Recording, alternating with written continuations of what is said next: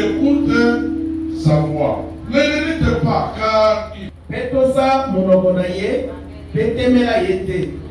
Poete abolimbisa kanzana yote, poete komonangai izalikaznaye. Mais si tu écoutes attentivement sa voix, et si tu fais tout ce que je dirai, je serai l'ennemi de tes ennemis et l'adversaire de tes adversaires. Sokonde okoyoka monoko na ye, masala yonso elobi ngai, mbele na kozala moyini na bayini na yo, pe botemeli na batembeli na yo.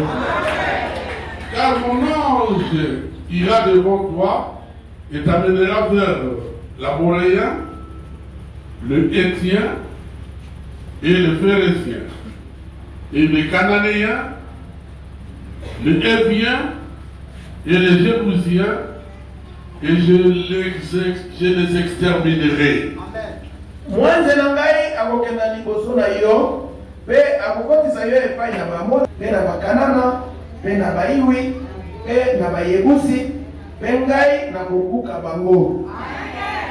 Tu ne te prosterneras point devant leur Dieu, et tu ne les serviras point, et tu ne feras pas selon leurs œuvres, mais tu les détruiras absolument, et tu briseras entièrement leurs stèles.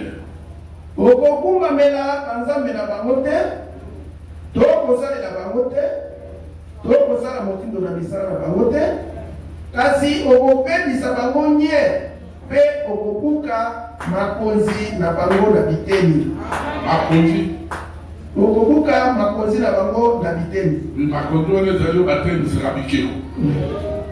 Vous servirez l'Éternel votre Dieu et il bénira ton pain et tes eaux, et je ôterai la maladie du milieu de toi. Il n'y aura pas de femelles qui avortent ou qui soient stériles dans ton pays. J'accomplirai le nombre de tes jours. Okosalela yewe nzambe na bino, pe ngai na kopambola konga na yo, pe mai na yo, pe na kolongola malali na kati na yo. Mwasi moko akozoka likongo te, pe ekomba akozala te kati na mokili na yo. Ngai na kokokisa motuya na mikolo na yo. J'enverrai ma frère devant en déroute tout peuple contre lesquels tu iras, et je ferai que tous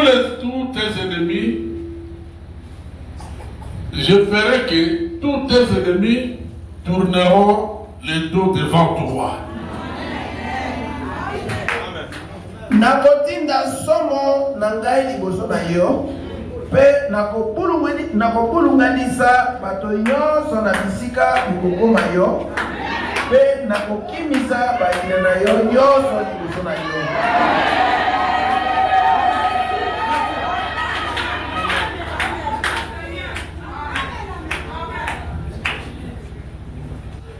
Je ne les chasserai pas devant toi en une seule année. Faites bien attention à ce verset.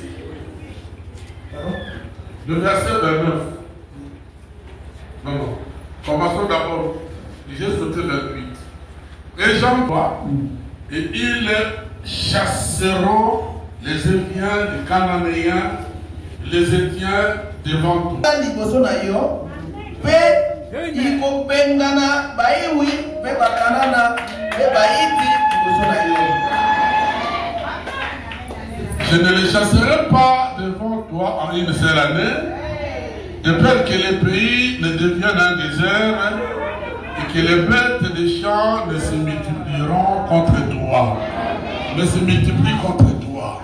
Nakobengana pe baiti liboso na yo. Nakobengana bango nyonso kati na mbula moko te, ete mokili ekoma pamba te, pe ete banyama na zamba baya mingi te kotemela yo te. Je les chasserai peu à peu devant toi, jusqu'à ce que tu croisses à nombre, que tu hérites le pays.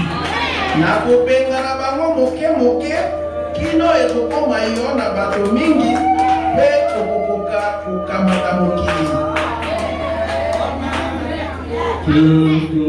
Tout-puissant, amour,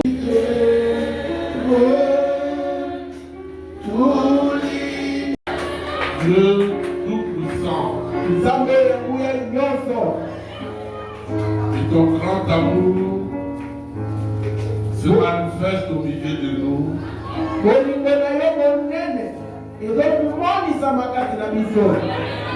Par ta parole,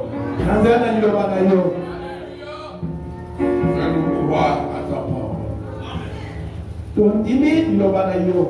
Fais-nous croire à ta parole. Et nous la croyons que c'est la seule vérité.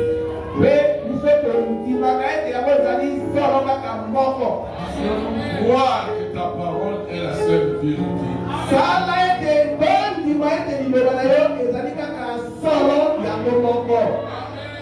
Bénis-nous ce soir par ta parole.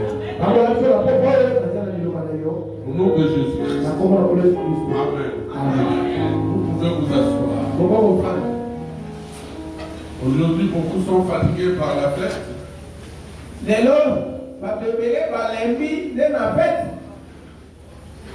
La fête, c'est charnel.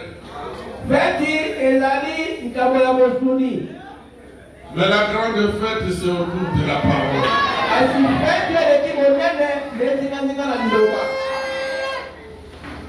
Vous n'avez pas une loi ici. Vous n'avez pas une loi ici. Ici, c'est seulement la parole. Extrême.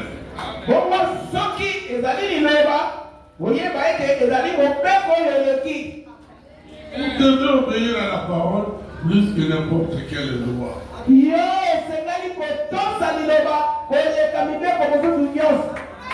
Plus que même si on te prévoit d'aller à un guinga.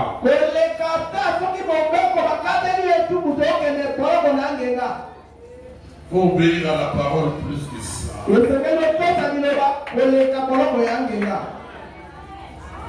Frère, le pasteur Mita de Fumba vous a salué.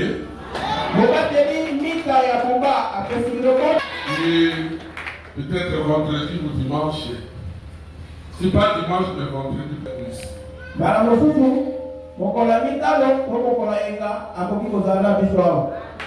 Bien. Nous avons lu la Bible.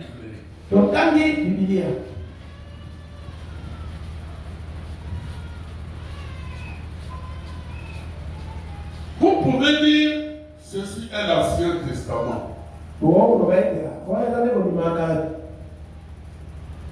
Parce qu'il s'agit d'Exode.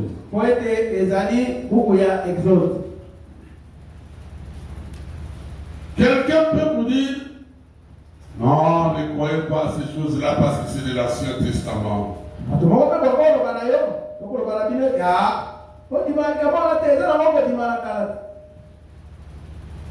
Mais Branham, qui est le messager de cet âge ici,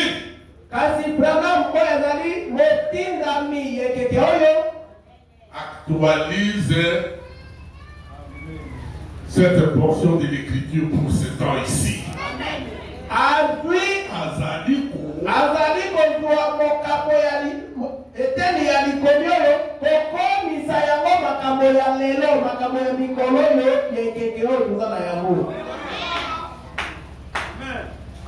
Pour Dieu, c'est le présent.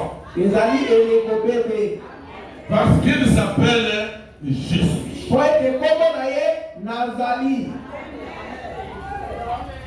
Vous pouvez me demander, est-ce que frère Mazé, le problème de cet âge ici te concerne aussi? C'est toute ma vie. C'est toute ma vie. Mais sans cet âge ici, moi je vivrais comment? Sans cet âge ici, moi je vivrais comment? Avec toutes les guerres, les combats de l'Israël ici.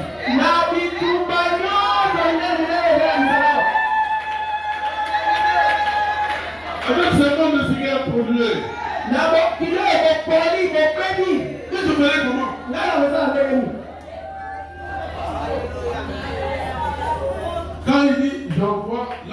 devant toi. Tango alebiete na tindi angelo na ngai liboso na yo. Pour moi, Pour ngai. c'est un Dieu ici déjà présent. Angelo asili kozala awa kaka sikoyo. Il est ici maintenant pour moi. Azali awa sikoyo pour ngai.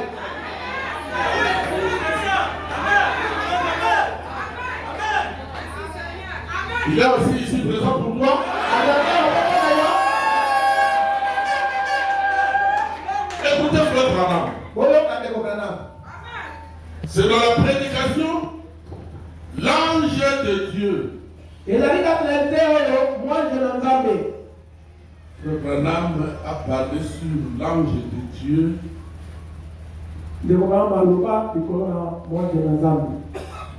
Il a prêché, c'est combien de fois je vais dire ici.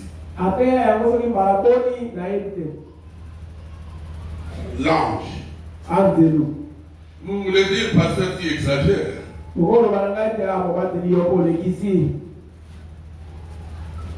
Il a prêché le 4 mars 1948.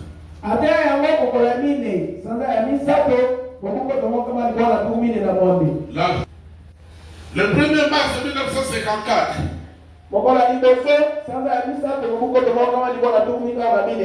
L'ange.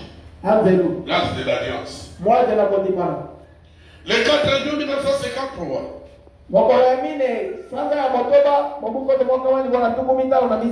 L'ange du Seigneur. Le 21 août 1950.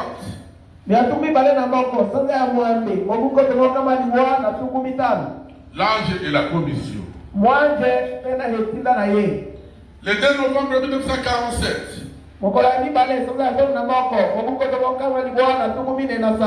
L'ange de Dieu. Ou l'ange de sa commission. Le 20 juillet 1951.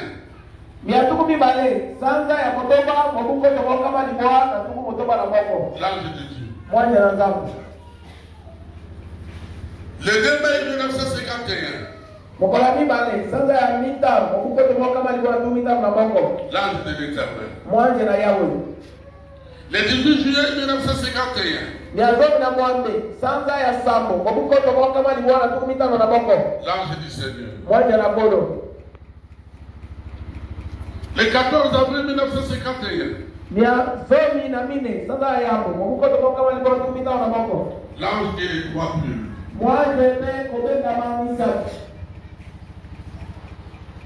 Le frère Branham a parlé de cet ange ici.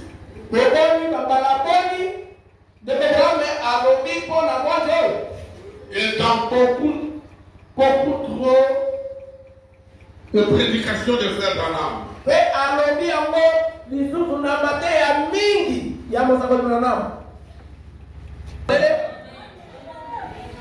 Cet ange ici, il est dans ses capitales pour la vie de chaque croyant. Pour ta vie ce soir. Pour ma vie ce soir. C'est ce que frère Branham a dit.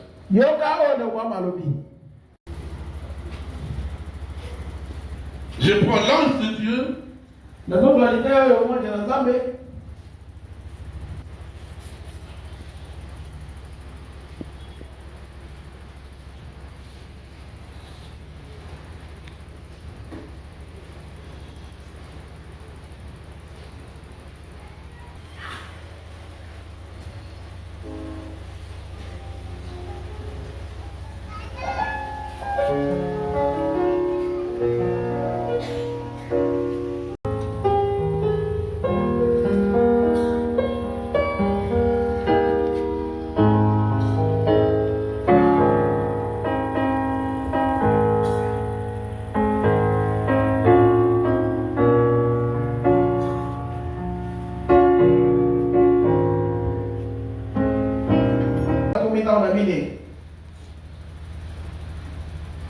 Écoutez ce que frère Branham dit. J'aimerais que vous suiviez réellement Frère Branham, pas mes paroles. nalingi ete bolanda ndeko Branham na maloba na ye moko. Parce que mes paroles ne sont pas la parole de Dieu. Kote maloba na ngai zali maloba ya Nzambe te. Mes paroles ne sont que les paroles d'un homme. Maloba na ngai zope maloba ya moto. Au paragraphe 30, Frère Branham dit ceci. Leteni ya tukumisa kwa mibale na kwa malobi boy. Remarquez alors quand la parole de Dieu, Botala nano okeba nano tango liloba na Nzambe. après avoir fait là 400 ans, Sima bango kosala mbula kama mine. le temps où la parole de Dieu devait s'accomplir, Tango liloba na Nzambe lisengai kokobisama. il tiendra sa parole. Ye akosimba liloba na ye. Et quand le temps de la promesse approcha,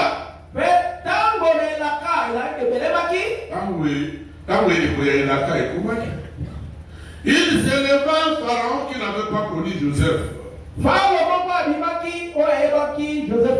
et qui se mit à persécuter les enfants d'Israël. Persécuter les enfants d'Israël. Et Dieu ne peut pas laisser les enfants d'Israël comme ça. 400 ans. C'est beaucoup. Et quelques beaucoup plus d'années dans la souffrance et l'esclavagisme.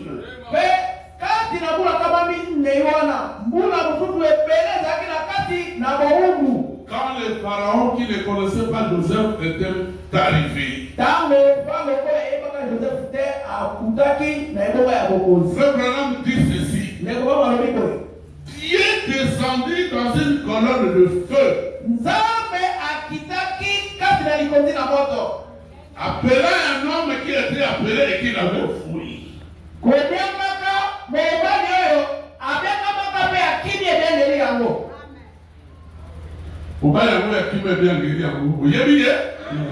Nani? Mosi. La colonne de feu,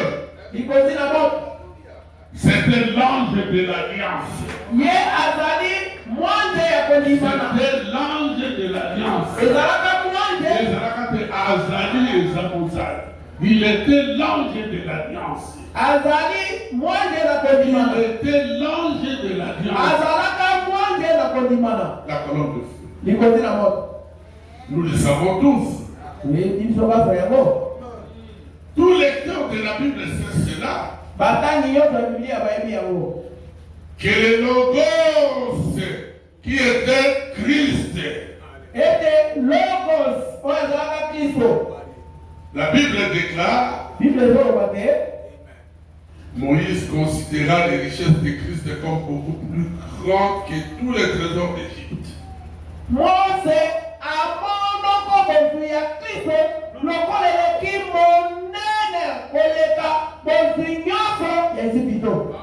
Ngai na yebi te bozwi ya liloba na Nzambe. Mpona ngai eleki mwa bozwi ya lisala na Kongo mobimba. Simela na yo ngai bozwi ya Kongo etali ngai te. Metikela ngai liloba na Nzambe ekoma bomoi kati na bomoi na ngai. Yango ekoki mpona ngai. Moïse abandonna l'Égypte alors qu'il avait un pied sur le trône.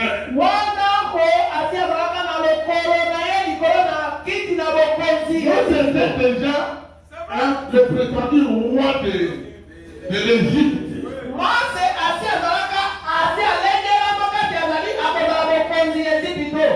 Et j'étais cela. Pour aller là-bas loin dans les déserts. Au milieu des animaux et des oiseaux. Soit le nom du Seigneur. Je suis pauvre.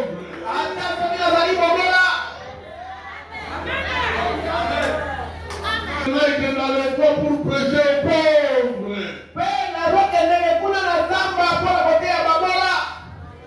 Mon ministère n'est pas connu l'humanité. Mais si c'est Dieu qui m'a donné cette mission,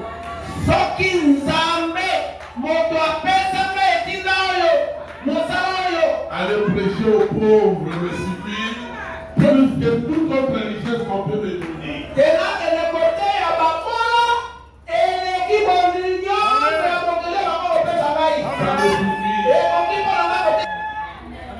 raison pour laquelle vous ne me verrez jamais faire une église à Kinshasa. Ni à Bagdad. Ni dans une ville où il y a beaucoup d'argent qui coule à flot.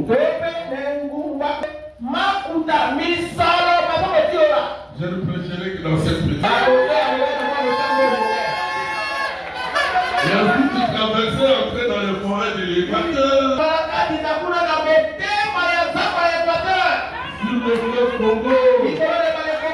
À Musinga. Dans les forêts de Lubangui. Pour ne rien gagner. Seulement le peu que Dieu me donne, je le mets encore pour aller aider ces gens-là.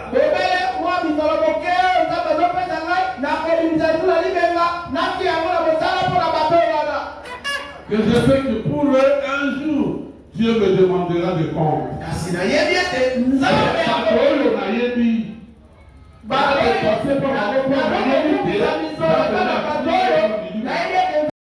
À quel exposé ministère et à commis au Zongo. Parce que dès qu'il fait mes convictions, la banque est continue. Andi Makate Jésus-Christ voyait la route. Mais on va combien de temps on va parler de Jésus-Christ voyait. À mon ici est Congo, à l'issue il y a du Baki, à l'issue pour la Makate Jésus voyait la route. Parce que la cabo, le belé. Pour nous la main balade.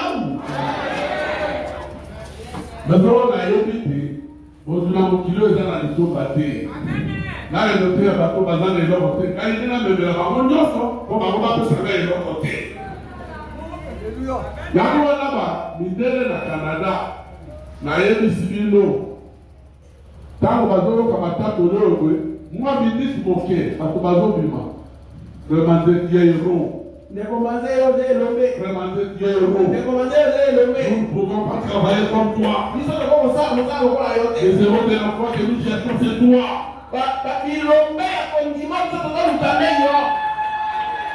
Même les serviteurs de Dieu qui me disaient. En tout cas, nous n'avons encore rien fait. Que je leur disais toujours, ne dites pas ça. Dieu a placé chacun là où il l'a placé.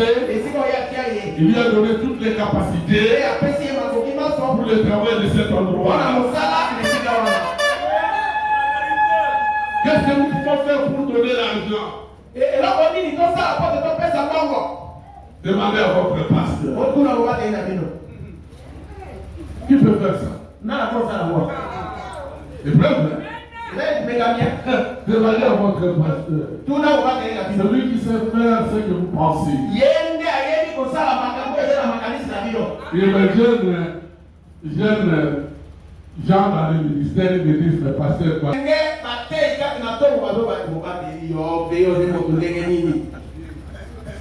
Il y en a d'autres qui disent même que c'est vrai qu'on veut pour votre fédéral. Qui coûte cher pour Moïse plus que tous les trésors de l'Église.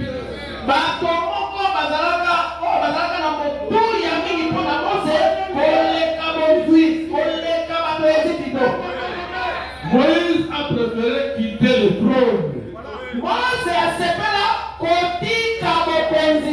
de l'Égypte pour aller en forêt. Au désert de Madian. C'est là-bas qu'il rencontrera Dieu. Mais le trône que Moïse a laissé, c'est le trône le plus puissant de la planète en ce temps-là.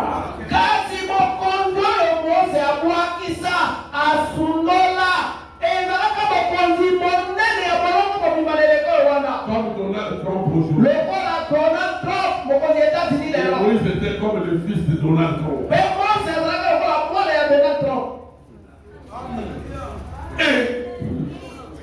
Tu as un c'est qui? Autant qu'on dit dans une autre.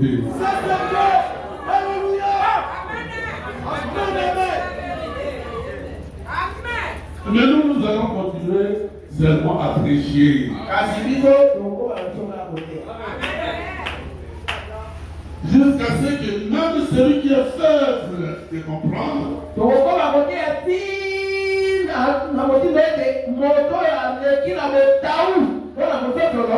qu'il puisse comprendre quand même quelque chose.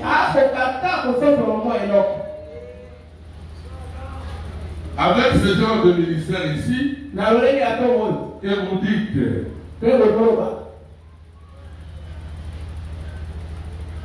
je n'ouvrirai pas une église là où il y a l'argent.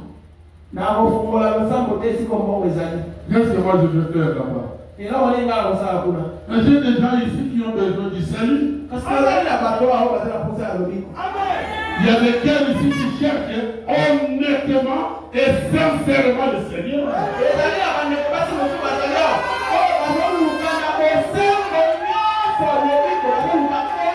Des cœurs.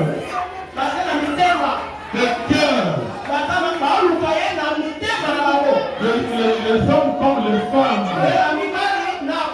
qui cherchent de tout cœur pour le salut de leurs âmes.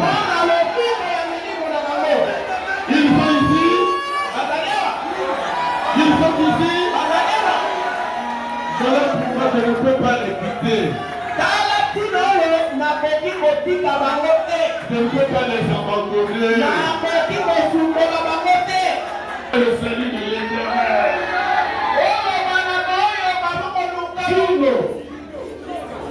Qui nous va voir le but qu'on a collé, on va salir pour nous.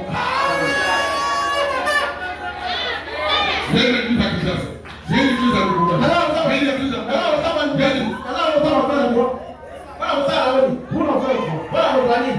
même si j'en avais comme ça 100, je passerai les pasteurs. Et ils s'en occuperont. Ce ne serait plus mon problème. Comment il faut m'envoyer l'argent?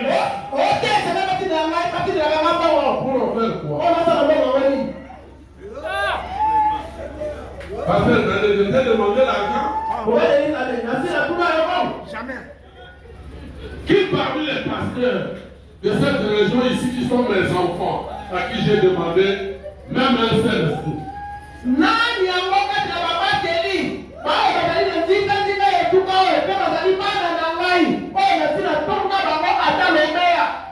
Ils sont très nombreux. Très nombreux. Vous traversez le fleuve très nombreux. Vous allez au nord très nombreux. Vous allez au sud très nombreux. Vous allez à l'est très nombreux. Il y en a qui sont à Kinshasa. Je n'ai jamais demandé un seul sou à un pasteur. S'il me donne, il me donne, je ne donne pas. Et s'il ne me donne pas, il ne me donne pas, je ne lui dis aucun problème. Parce que je ne l'ai pas placé là-bas pour me chercher de l'argent. Lui, il a reçu la mission pour chercher les âmes et les donner à Christ.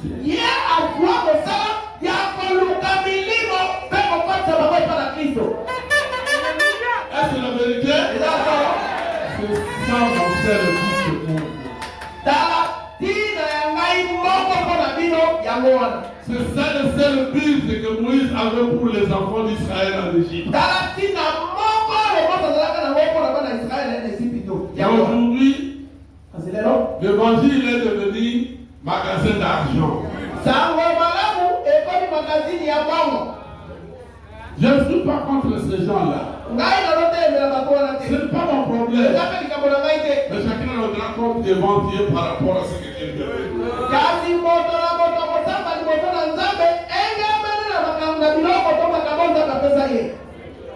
Ce sont les dons gratuits de Dieu. ezali makambo oyo nzambe apesa pamba. Et vous devez donner gratuitement. Bino kozala kopesa yango. Un pasteur. Soki ngai manze nakutana na lobaka Le Seigneur. oyo nakokamba ngai epai na Nkolo. À la manière de frère Manzé, de pasteur Manzé. Na lolenge ya lobakeli manze ya ndeko manze. C'est l'homme, le croyant le plus aimé de la terre. Na bezala bendilo ya pusi na esengelaki na mokili. Moi, jeune homme, il y a moi 20 ans, au début, il y a moi 20 ans. Na kei ko convertir lingomba ya mobende ko bazoka ki bango forcément. Na convertir lingomba wana ezoki na bomoi. Tilelo na placer pasteur na bango pasteur Molangi. Parce que pasteur Molangi ko na ataka kuna kutuka ke pesa ka rapport à mobende. Tango ko côté. L'église de Israël. Nazaraki sot na tango yo pasteur na Nazaliawa. Azapé de l'autre côté, dis maintenant mon frère, nous faisons que ne pas frère beaucoup. Les amis payent de l'été. N'a mon kati sanamboka, n'a mon bébé. Pour sensibiliser ma vie. On a, on ne les pas fait Kabouyati. On peut savoir comprendre. Mais dans le village de Natal, dans le village de Natal, fait la salle à l'eau à mon côté. Baba ebele kilo na même mine ko na personne ko kuna le sika ke wa gayo ko na mema ye kuna pe ya ke to ba ku ta na wa ko sina ba ye kuna frère o sale na kalipe basali na nzambe ndeko basali na basali na nzambe na Bible.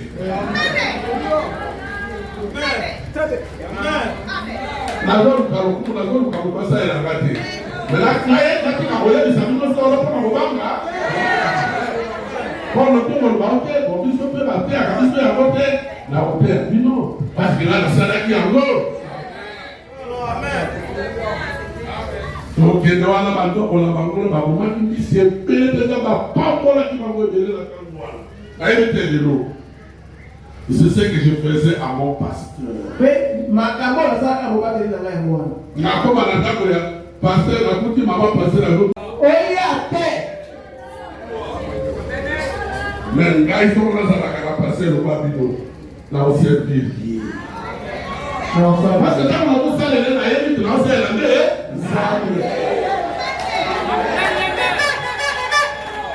mais donc la cabine de la pour la mino. Beaucoup de la Bangombe, on a un il faut le couloir. Voilà la bonne idée à Bangombe. Moi, on a noté, moi, on a Israël, moi, il y a un Zoya, alors que la Moïse a 4 lèvres dans la masse à Moïse. Il demande à mer. Moïse dans Israël, à 2 ou 4 de la Moïse de Vigal, à 4 de la masse de la Moïse de Vigal. Mais mingi ya bazali bongo. Oui. Bazali bébé.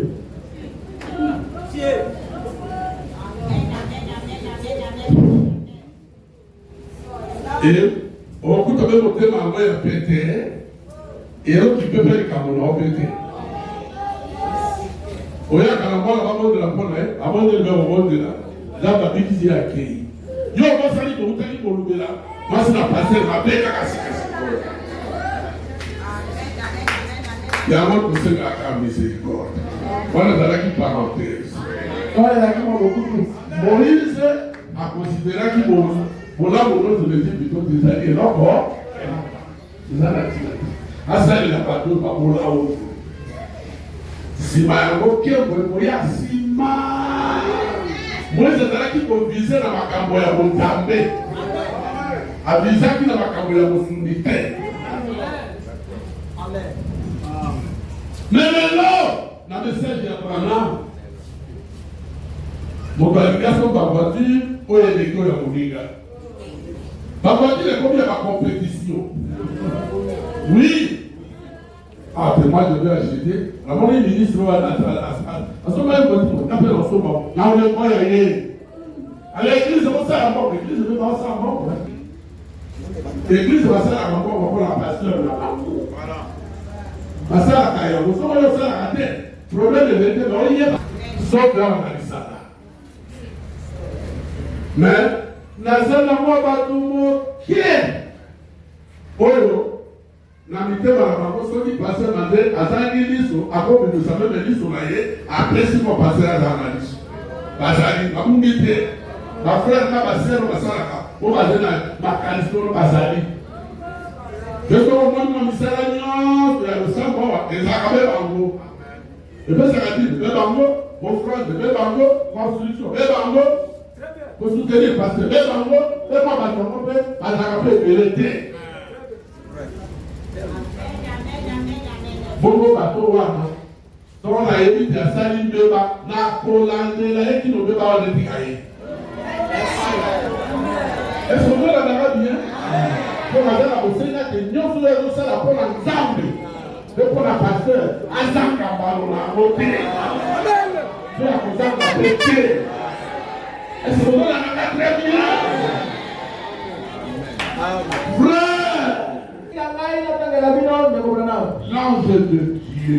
L'ange de l'alliance. Moïse considéra les richesses de Christ comme beaucoup plus grand que tous les trésors de l'Égypte.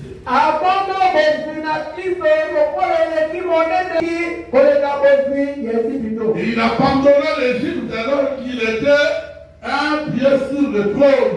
Il avait un pied sur le trône.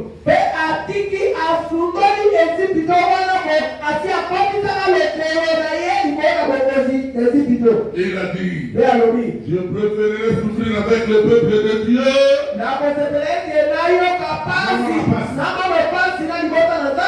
plutôt que de jouir du plaisir du péché pendant un temps.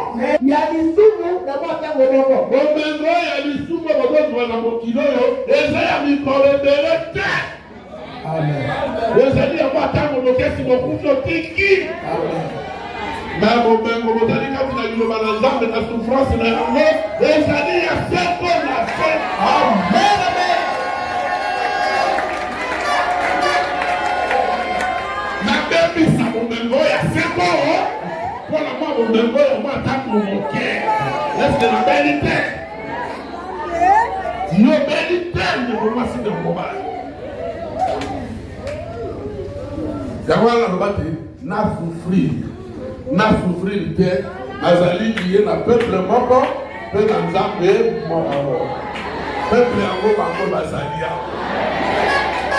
ozola na ngai ozola na malamu tala kino na te akabino na lolenge te comme na boka na ngabo na kwati sango to na bino bela zali na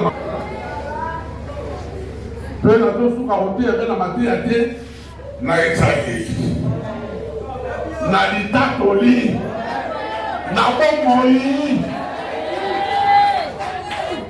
na loduko na kuna wa passe nani kati na bino ko kanga kai akwe sabala lisu nazali Jésus kana zo mutu basu kuna kwa kape sio yakala wala kisanga lisu kwa wala kwela mwezi wa amen. La minute, on a un pasteur. Donc, la pasteur va dire que nous allons aller. Mais la dame, on connaît ce qu'on peut les capter. Parce que, à la manière de frère Branham, à la manière de la Bible, quand il y a un pasteur de la Bible, oye que c'est un frère Mazé, Lukaya Wea Wea. Amen. Mais Lukaya Wea. Pasteur, Lukaya Wea message à Branham, oye que c'est un frère Mazé, Yakola Kisangay. Pour la ligue, tu es là, oye que c'était un Roko Mangamboua. La Kisangate, dans les sites où il y a un mot. Nous avons fait un peu pour la Yéba, et la Bouya.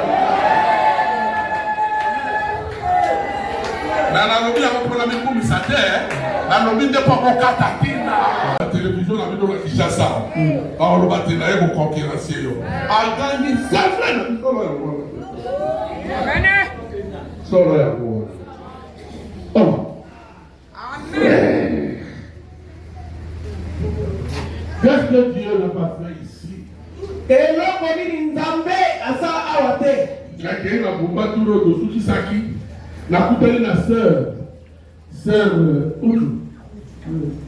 Yalo kwa kama mtu abiki asekusa ngaye, asekusa ite. Esekusa endenta. Na ndipo tele baba tu asekusa mama na biso ye. Mwasi ayebo yambangai mama monene abandi atate ki pasteur. Ona yeye mo lo betete. Oyo amene lo ko sala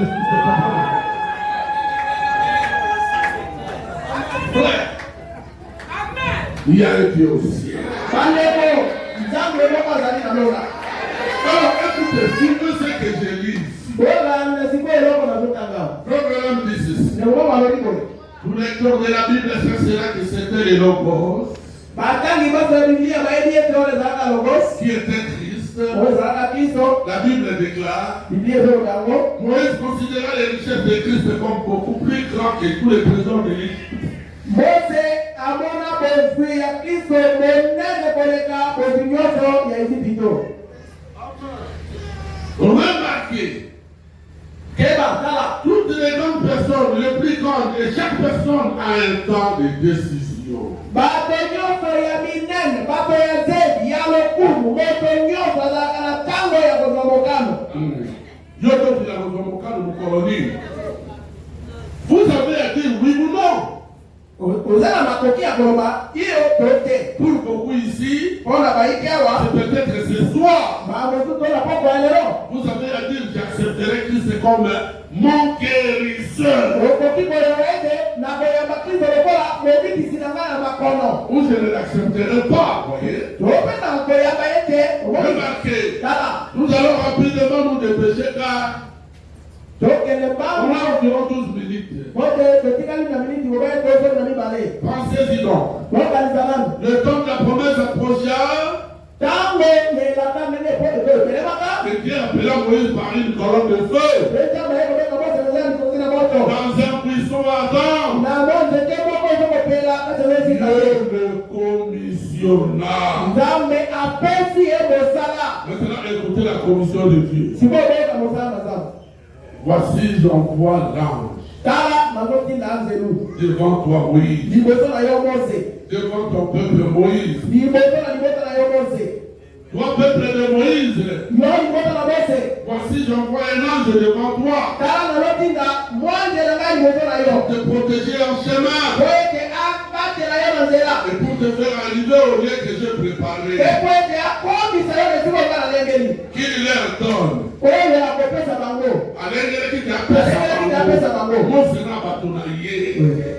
Et Dieu continue. Il se fait qui parle. Il dit, ne lui retiens-toi sur tes gardes dans sa présence. Ne lui résiste point. Parce qu'il ne pardonnera pas tes péchés. Car mon nom est en lui. Mais si tu écoutes sa voix, et si tu fais ce que je te dirai, je serai l'ennemi de tes ennemis. Je serai l'adversaire de tes adversaires. Remarquez, il a dit, je vais l'envoyer maintenant. Et je vous ai déjà donné. Voici, ça y est.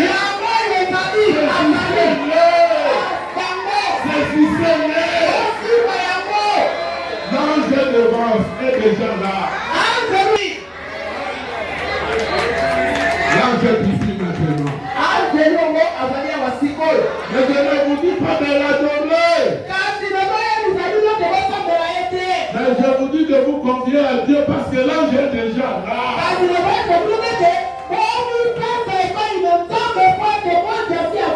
Dieu l'a déjà envoyé. Il vous l'a déjà donné. Ça y est déjà. C'est si c'est là déjà.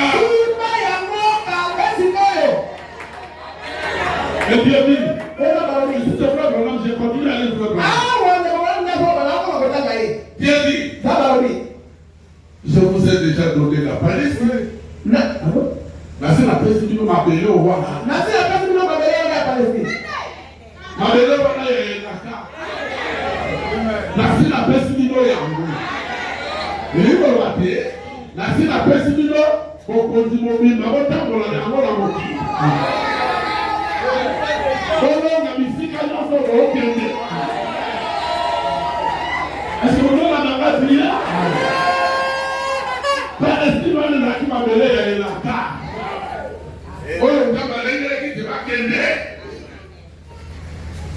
Cela vous appartient donc. Eh bien, cela est tout entouré de murs avec des éviers.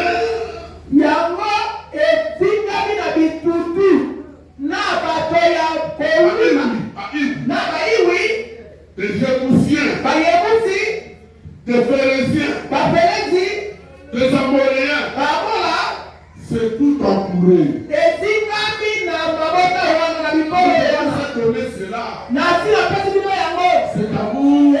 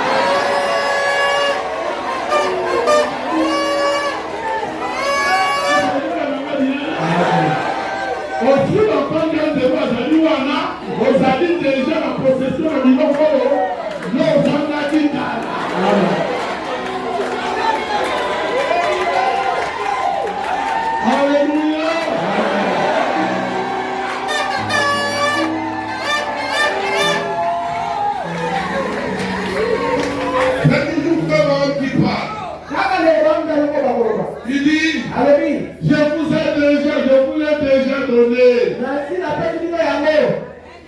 Cela vous appartient donc. Eh bien, cela est entouré de murs avec des éviers, des oliviers, tout.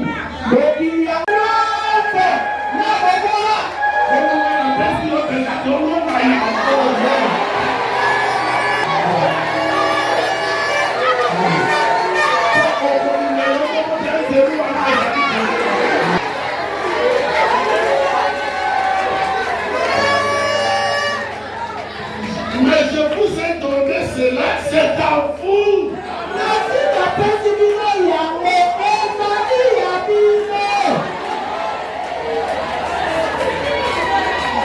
Maintenant, examinons cela juste un instant. J'ai commencé à lire depuis le 33e paragraphe. Nous continuons à descendre. Maintenant, c'est le paragraphe 34. Jusqu'à 38. Maintenant, examinons cela juste un instant. Eh bien, le pays lui appartenait. Or, Dieu n'avait pas dit, je vais y entrer et vider le pays. Vous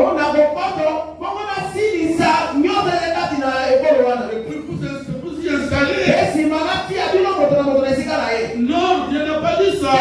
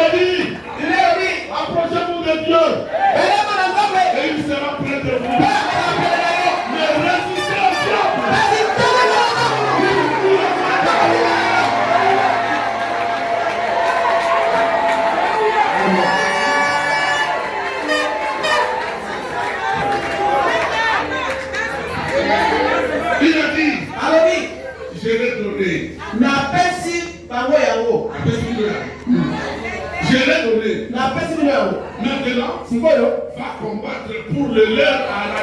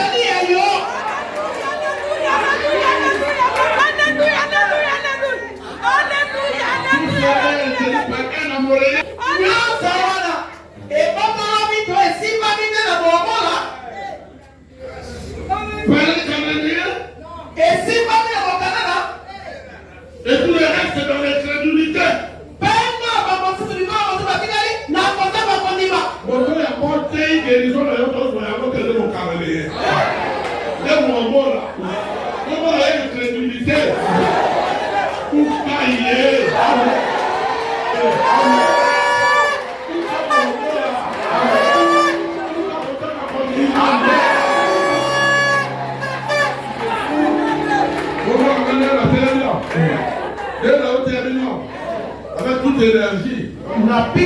Vous avez vu que les gens ont passé dans la nation. 10 ans. Plus de 10 ans diront. 10 ans diront.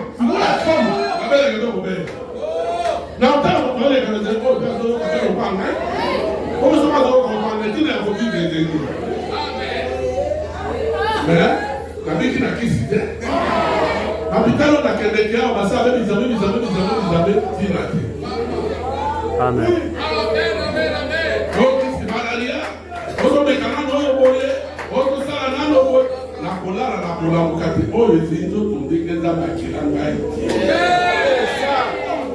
Il y a un Dieu.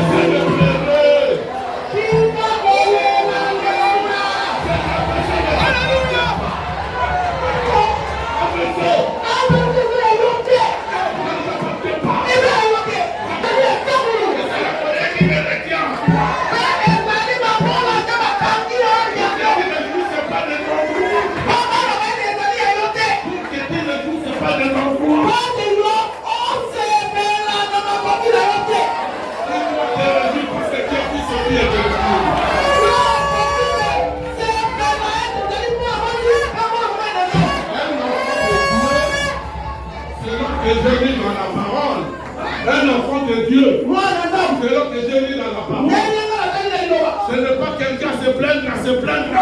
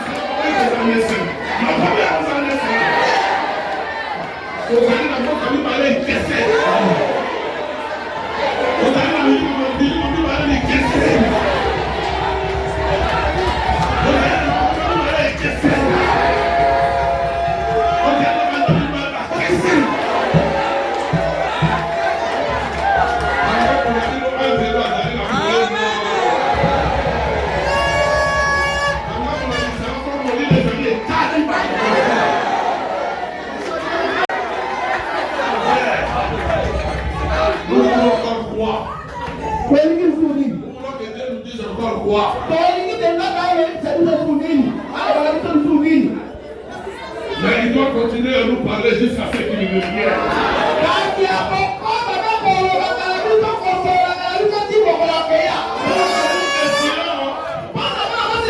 Pour l'amour des Sion, je ne me tairai pas.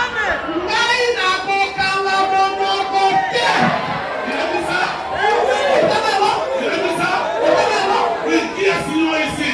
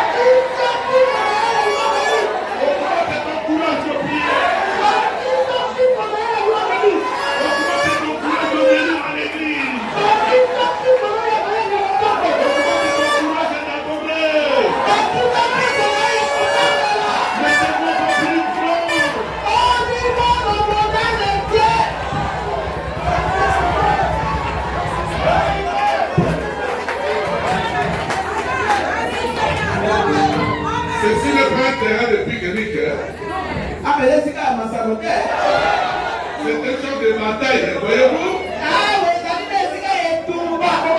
Ce n'est pas bien pour vous coucher sur le dos et vous dites, maintenant Seigneur, viens seulement, accueille-moi par la force, accueille-moi cette chose par la force. Alors je le ferai. Non, ne le faites pas comme cela. Dieu ne l'a jamais fait comme cela. C'est comme je le disais hier soir, comme la loi de l'électricité, la loi de l'eau, la loi de la gravitation, toutes les choses. Vous devez travailler de conséquence.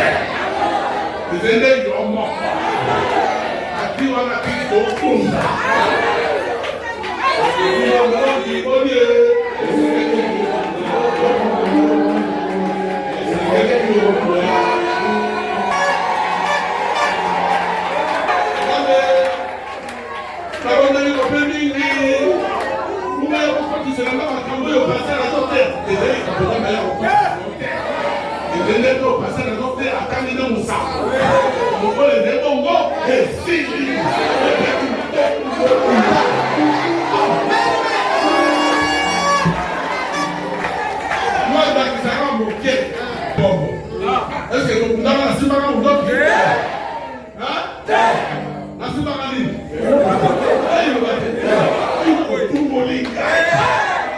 On va nous parler de tout Molinga.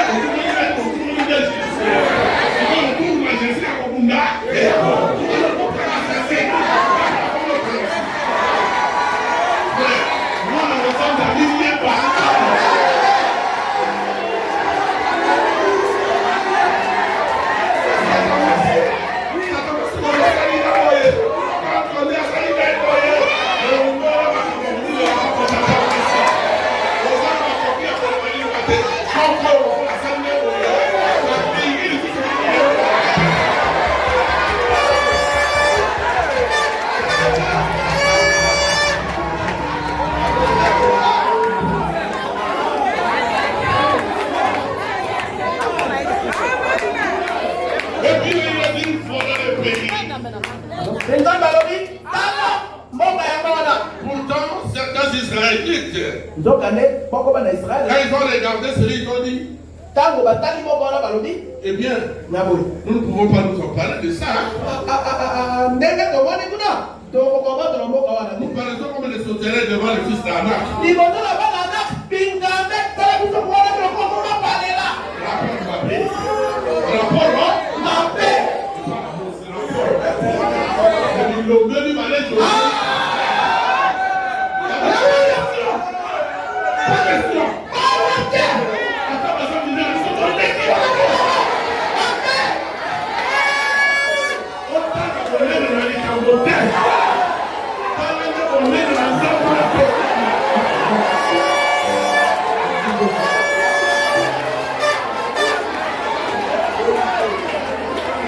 Ne regardez pas la grandeur de la maladie.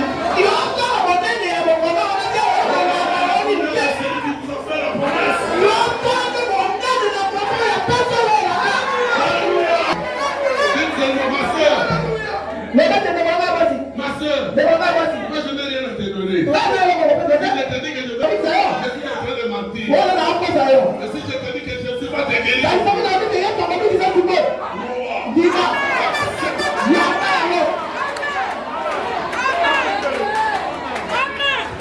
je ne sais pas si la sœur est ici.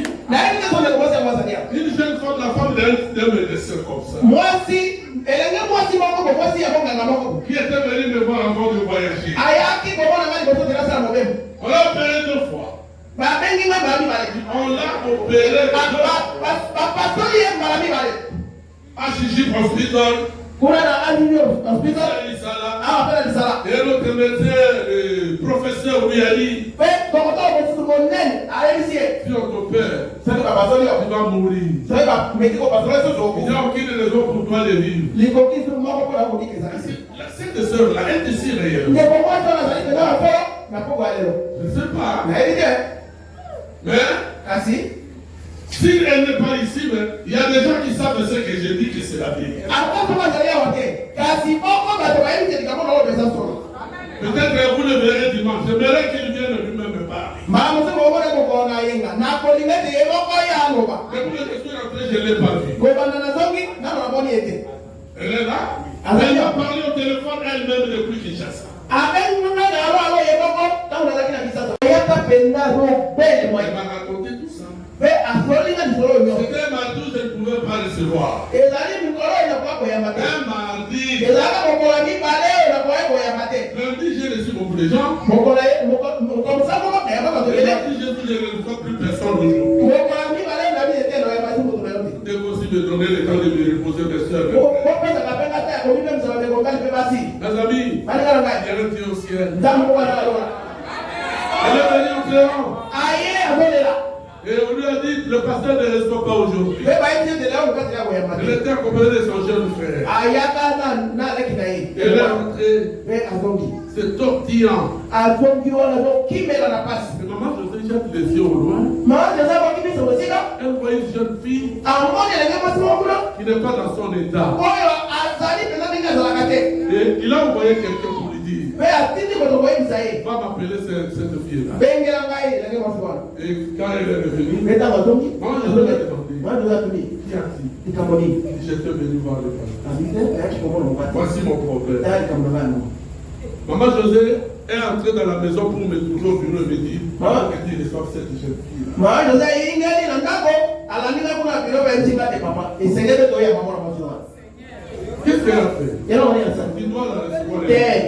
En fait, elle est entrée. Elle est rentrée. Elle pleurait. Avec son petit frère. Elle dit, sœur, qu'y a-t-il? De coopération. Pour ne pas sortir de la maladie. Parce que la maladie s'est entrelacée avec les trompes et les histoires biologiques et tout.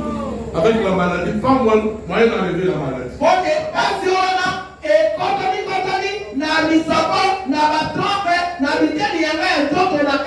Et le professeur gynécologue qui est venu ici récemment, en médecine, gynécologue, professeur,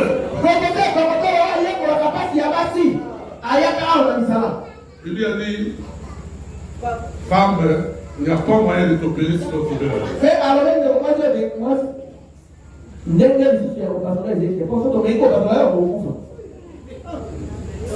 Voilà l'état où je suis maintenant.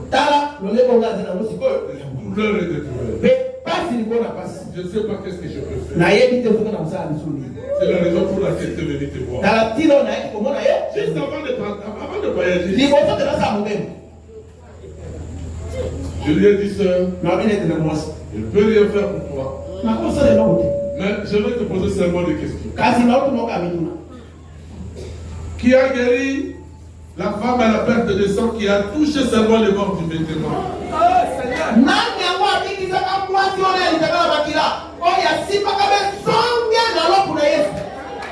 Elle a dit Jésus. Qui a multiplié le peuple pour que des milliers de gens mangent?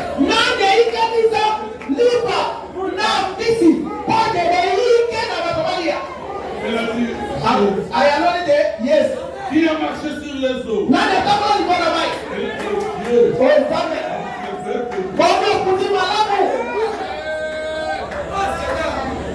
Je lui ai dit, qui a calmé la tempête sur la mer?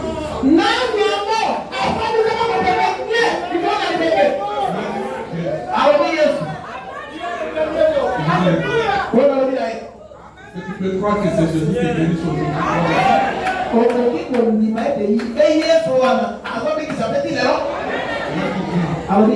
si tu crois, Seigneur Jésus, même le médecin ne peut plus rien. Elle attend que la mort. Elle n'attend que la mort. Mais quand dis-tu toi Jésus? Qui a travaillé ces conséquences-là? Ne peut pas travailler pour cette jeune.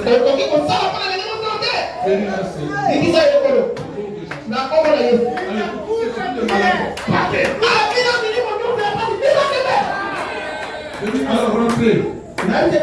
C'est un certain mardi. Je lui ai dit lundi. Tu reviendras ici pour me montrer comment Jésus a fait le droit.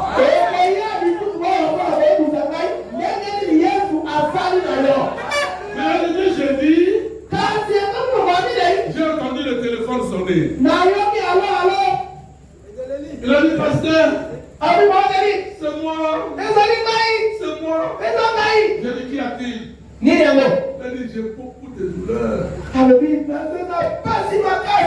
De douleurs inimaginables. Alors, comment ça a été? Il a dit, j'étais toujours sur mon lit de malade. Tout d'un coup, j'ai senti quelqu'un toucher mes orteils. Et cette puissance-là a commencé à monter. Monter. Jusqu'à atteindre le niveau de la maladie. C'est là-bas que j'ai failli mourir. Et ça n'a fait que monter. Jusqu'à la poitrine. J'ai beaucoup souffert. Et après, j'ai vu un nuage noir qui est sorti de moi. Et qui s'en est allé. Là maintenant, j'ai ri.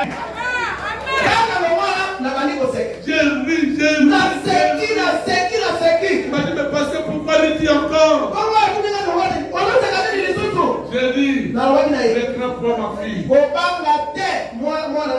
Votre Dieu est entré en scène.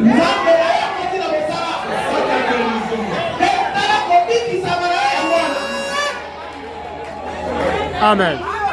Mes frères, mes sœurs, il y a un Dieu. Il nous a envoyé son ange pour qu'il marche avec nous.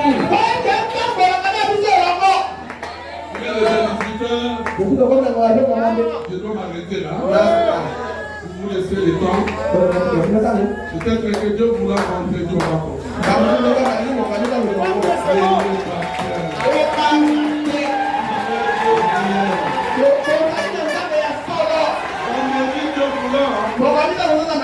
Je vous dirai là où frère Branham a dit, nous les chrétiens, nous ne connaissons pas les privilèges que Dieu nous a donnés.